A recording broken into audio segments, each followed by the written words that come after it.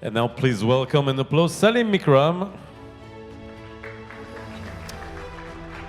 And Salim, I'll leave you the floor. You have 20 minutes.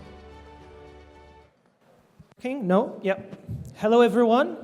I recognize many faces. Thank you for being here. My name is Salim Mikram, Managing Director of Istish Consulting. First thing first, the next session will be in French. So for those struggling a little bit with La Langue de Molière, please do grab yourself a headset at the back and come back so that you are able to follow with us this discussion. The person I am about to welcome on stage is probably one of the most valuable figure in the hotel investment space in Morocco. She has been in Risma Group, one of the main hotel investor in Morocco for many, many years. She's been acting as CFO for over 10 years, and now she's been appointed as managing director of Risma for the last 3 years. And before she was with Accor, so she really brings a lot of experience to the table.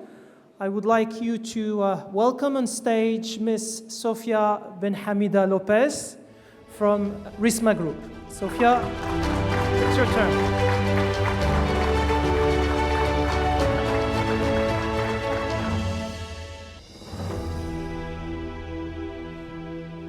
Can we have micros? Maybe it's there.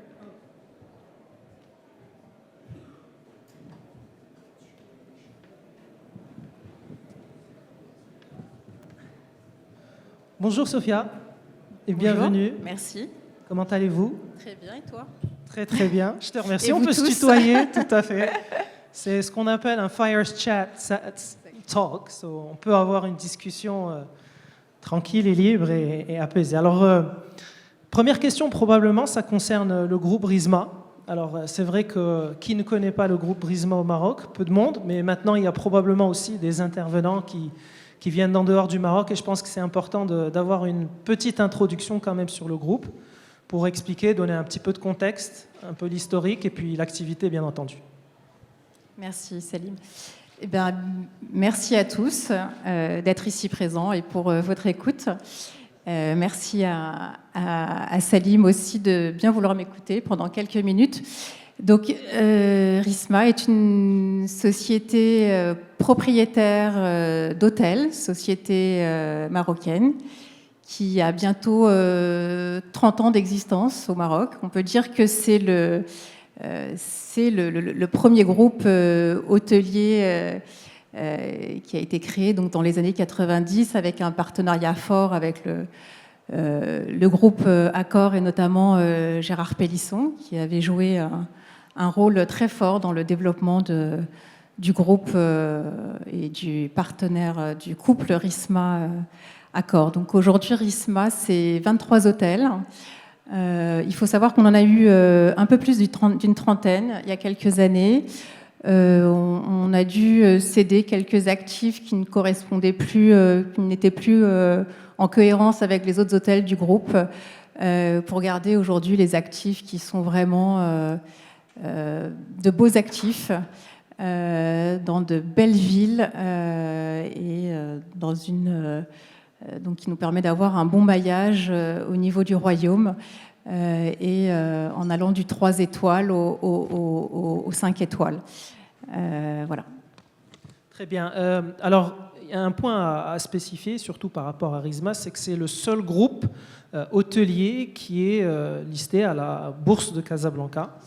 Est-ce que tu peux nous en dire plus sur la manière dont Risma utilise ce levier pour justement se démarquer des autres investisseurs notamment? Tout à fait. Donc en 2006, un tournant s'est opéré pour Risma avec notre introduction en bourse qui nous a permis donc de lever plus de capitaux pour accélérer notre développement. Et d'ailleurs, notre développement s'est accéléré entre 2007 et 2012 avec notamment l'acquisition et le développement de nos principaux Sofitel aujourd'hui, et notamment le Sofitel de Rabat en 2007. Donc c'est une opportunité immense, car aujourd'hui, le groupe a la possibilité de se développer confortablement en fait en faisant appel au marché. Bien sûr à la dette bancaire auprès de nos partenaires banquiers, mais aussi en allant chercher des financements auprès du marché. Et ça, effectivement, c'est un gros plus pour Risma par rapport aux autres groupes. Ça donne effectivement une force de frappe. Mais je ne suis pas là pour vendre par rapport aux autres, mais c'est vrai que voilà, c'est un avantage qu'on a en plus, c'est-à-dire que voilà, on peut facilement se développer si on trouve des opportunités intéressantes et qui soient cohérentes avec notre portefeuille. Notre idée, c'est de ne pas cannibaliser les actifs qu'on a déjà, mais c'est vraiment d'offrir de la complémentarité aux touristes, aux clients. Voilà, aller explorer des segments d'étoiles dans lesquels on n'y est pas, comme le 4 étoiles, des villes dans lesquelles nous ne sommes pas assez présents. Alors, on va discuter de ça dans quelques instants hein, pour voir un petit peu la stratégie de développement. Mais peut-être avant ça, quelques chiffres concernant le groupe, hein, pour donner un petit peu une idée sur la taille du groupe, chiffre d'affaires. Alors, bien entendu, rien de confidentiel, hein, c'est une société qui est cotée. Est-ce que tu pourrais nous en dire plus un petit peu sur le nombre d'hôtels, sur le chiffre d'affaires? Alors, je peux vous donner que les informations en fait qui sont publiques. Sinon, je me ferais taper sur les doigts. Donc, Risma, c'est 1,2 milliard de chiffre d'affaires pour 23 hôtels. On est sur des niveaux de taux d'occupation qui avoisinent les 60%. Alors, c'est un chiffre d'affaires qui est consolidé. C'est un chiffre d'affaires là qui est consolidé. Donc, il faut savoir qu'on a aussi bien des hôtels qui sont dans des villes comme Oujda, comme Ouarzazate, et des hôtels qui sont dans des villes comme Marrakech, qui forcément sont des villes qui sont beaucoup plus fortes et qui drainent beaucoup plus de chiffre d'affaires et de taux d'occupation. Donc, c'est vraiment un chiffre d'affaires et un taux d'occupation national consolidé pour tous nos actifs, du 3 au 5 étoiles. Alors c'est un taux d'occupation, on en a discuté avant, qui peut paraître un petit peu timide, mais alors il faut savoir qu'il y a un petit changement depuis Covid, c'est-à-dire que le Maroc, aujourd'hui on est vraiment positionné, et d'ailleurs c'est une tendance mondiale, vous avez dû le voir, les prix, les gens ont envie de voyager depuis Covid, voyagent de plus en plus, alors ils ne veulent pas se faire avoir, c'est-à-dire qu'ils veulent payer, ils sont prêts à payer le bon prix, à payer un prix élevé, mais avoir un service en face, des infrastructures en face qui sont à la hauteur. Et je pense qu'il faut vraiment qu'on soit inscrit dans ce jeu-là. C'est-à-dire qu'il ne faut pas être sur des prix élevés juste pour être des prix élevés et entraîner du chiffre d'affaires. Il faut vraiment que voilà, vous nous donnez un prix, on vous donne un service et des produits de qualité en face. Donc c'est vrai que la tendance s'est un petit peu inversée, c'est-à-dire qu'on a vu les prix moyens fortement augmenter depuis Covid. Et donc, forcément, l'occupation est un petit peu moins élevée en fait que les années 2000. On était plutôt sur du 60-70. Donc voilà, c'est un équilibrage entre les deux, entre le taux d'occupation et le prix moyen, et ce qui nous permet d'avoir un chiffre d'affaires qui est en croissance et qui va continuer de croître. Très bien. Et alors, tu as parlé un petit peu du taux d'occupation. Peut-être est-ce que tu pourrais nous parler un peu plus de ta vision par rapport au secteur du Maroc? Alors, on va voir dans quelques instants comment Risma, tu as déjà commencé un petit peu à répondre, mais comment elle se positionne par rapport à ça. Mais où est-ce que tu vois le potentiel de croissance au Maroc actuellement par peut-être type de ville, par type de positionnement? Où est-ce que... Le potentiel, il est... Enfin, je ne dis pas que c'est une page blanche à écrire, hein, parce qu'il y a déjà beaucoup d'hôtels qui existent, mais il y a encore beaucoup de terrain à explorer. Une ville comme Tanger, par exemple, notamment depuis l'arrivée du TGV il y a quelques années, n'est pas au maximum de sa capacité hôtelière. On devrait y avoir beaucoup plus de marques, beaucoup plus d'hôtels.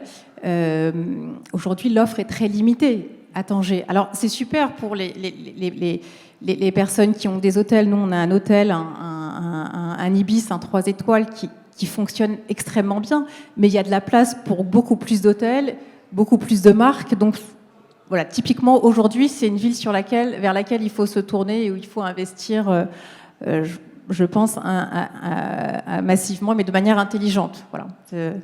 Donc, Marrakech est aussi une ville qui, même si elle offre une belle offre hôtelière, a encore la capacité pour développer d'autres hôtels, peut-être plus dans du 4 étoiles. Il y a beaucoup d'autres d'offres 5 étoiles, donc peut-être aller vers plus sur du 4 étoiles. Rabat aussi.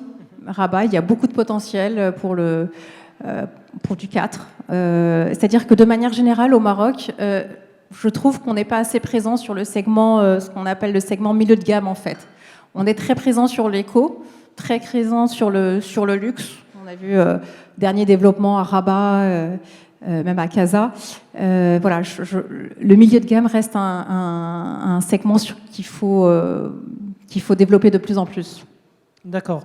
Et alors peut-être pour en parler rapidement de Marrakech et de Casablanca, parce que ce sont des destinations qui restent phares au Maroc, peut-être en termes de potentiel par rapport à Marrakech, est-ce qu'il y a encore vraiment de la place pour aller de l'avant, et sur Casablanca, quelles sont aussi vos impressions?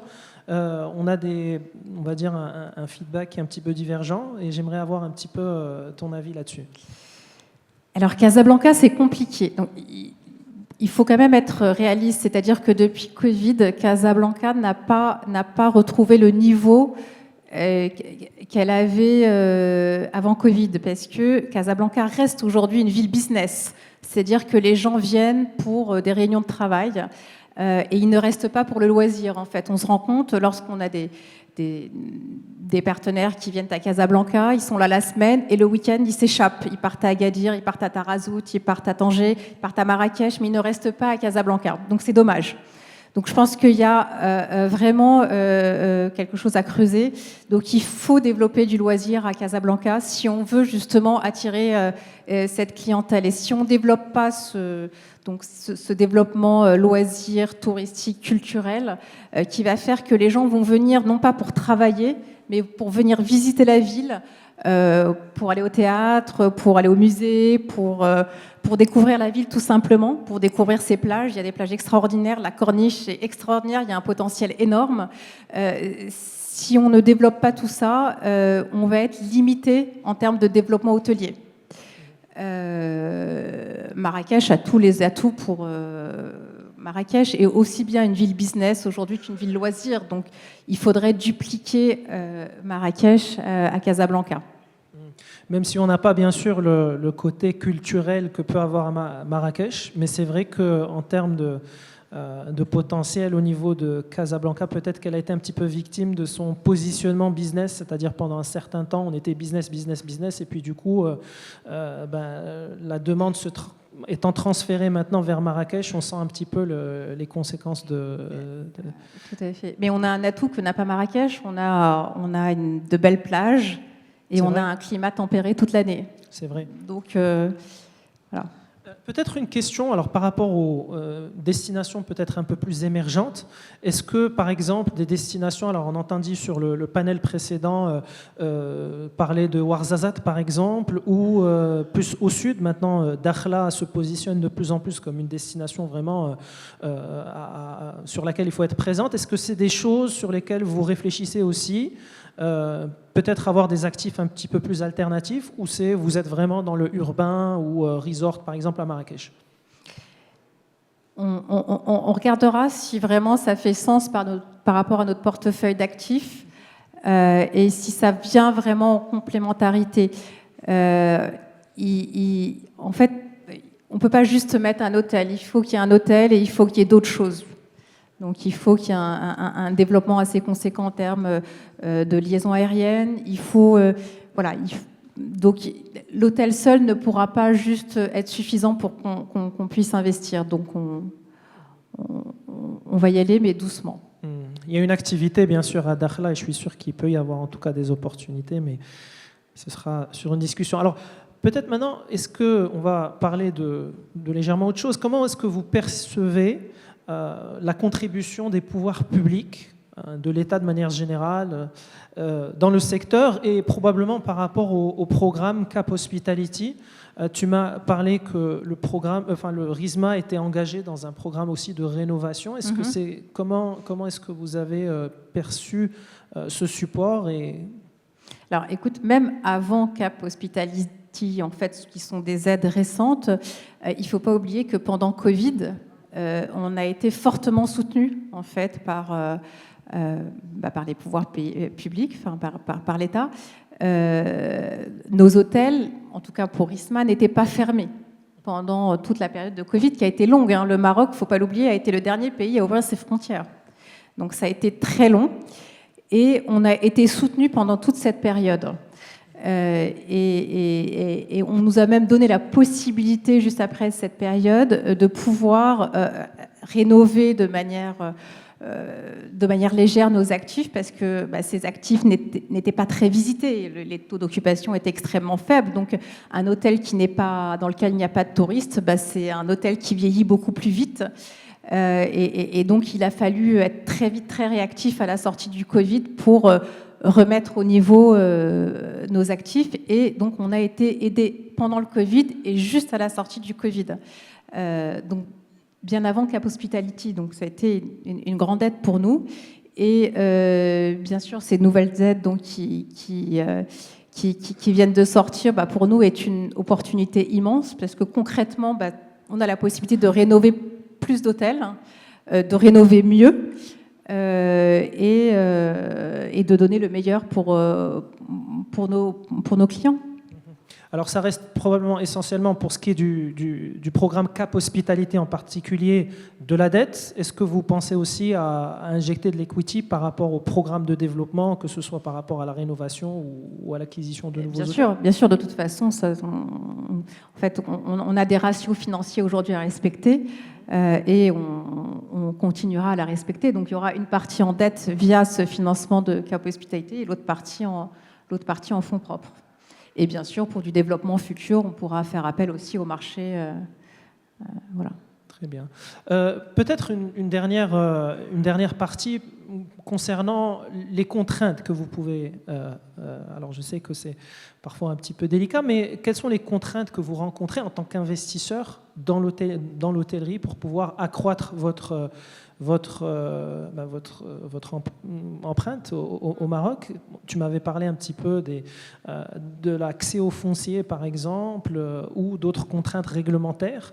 Est-ce que tu pourrais nous en dire plus un petit peu pour voir un peu comment y remédier, justement? En fait, le point de départ est de trouver le foncier, en fait. Donc le foncier dans la localisation, la bonne localisation. C'est le premier critère, en fait. C'est trouver la bonne localisation. Parce que sans localisation, on aura du mal à remplir notre hôtel. Et puis, dans le métier de l'hôtellerie, on sait bien que le foncier doit avoir une part globale dans l'investissement à ne pas dépasser. Aujourd'hui, on se rend compte, par exemple, à Casablanca, on aimerait faire beaucoup de choses à Casablanca dans des endroits où il n'y a pas d'hôtel. On parlait de la Corniche tout à l'heure. Sur la Corniche, il n'y a pas d'hôtel. Il y a quelques hôtels qui sont un petit peu vieillissants. Voilà, il faut le dire. Qui sont un petit peu vieillissants. C'est dommage dans une ville comme Casablanca, aux portes de l'Europe, qui est vraiment tournée, qui a des ambitions fortes d'ici les prochaines années, qu'on n'ait pas des hôtels de grandes marques, avec de belles marques, comme ce qu'on a. En fait, tous les hôtels sont concentrés ici, dans ce quartier, finalement, dans ce micro-quartier. C'est dommage qu'on ne puisse pas se développer ailleurs au niveau de la Corniche et justement pouvoir apporter un peu plus de loisirs aux touristes qui viendraient. C'est-à-dire que le touriste qui vient ici, dans ce micro-quartier, c'est vraiment que pour du business. Alors que si on lui offre un hôtel sur la plage à Casablanca, on pourrait lui offrir du business et puis du loisir le week-end parce qu'il serait en bord de mer, et c'est dommage. Et donc, du coup, on se rend compte qu'il y a du foncier, mais que ces fonciers sont souvent inaccessibles car à des prix très élevés. Et c'est dommage qu'on ne soit pas plus aidé. Voilà. Si on devait aider aujourd'hui les hôteliers, c'était plus par rapport à l'accès à ces terrains. Voilà. En tout cas, je te remercie un peu d'avoir soulevé ce point par rapport à la corniche de Casablanca. Je pense qu'il faut le dire aussi, soyons fous, ça peut vraiment devenir une destination internationale. Enfin, on peut penser, certains me diraient, vous êtes fous, non, mais on peut imaginer que ce soit comme Barcelone demain, par exemple, avec un palais des congrès, avec des hôtels effectivement de luxe. Peut-être dernière question, parce qu'on arrive quasiment au terme. Comment est-ce que tu vois aussi probablement l'expansion du groupe Risma en termes de marque, c'est-à-dire les sociétés de gestion que vous pouvez... est-ce que c'est quelque chose auquel vous avez pensé ou Oui, aujourd'hui on est ouvert, on sort d'un divorce mais amical, donc on a été mariés pendant de longues années avec Accor, on est en bons termes, c'est des marques qu'on apprécie beaucoup, mais on est ouvert à d'autres marques, donc tout ça pour offrir plus de complémentarité et plus de choix aux touristes tout simplement en fait. Puis ça fait sens en fait d'avoir un Sofitel avec un Hyatt ou autre chose, hein, ou un Marriott, et ben on le fera, voilà. Merci reviens, beaucoup Georges. Sophia. Merci. Merci beaucoup, Salim. Merci beaucoup, Sophia.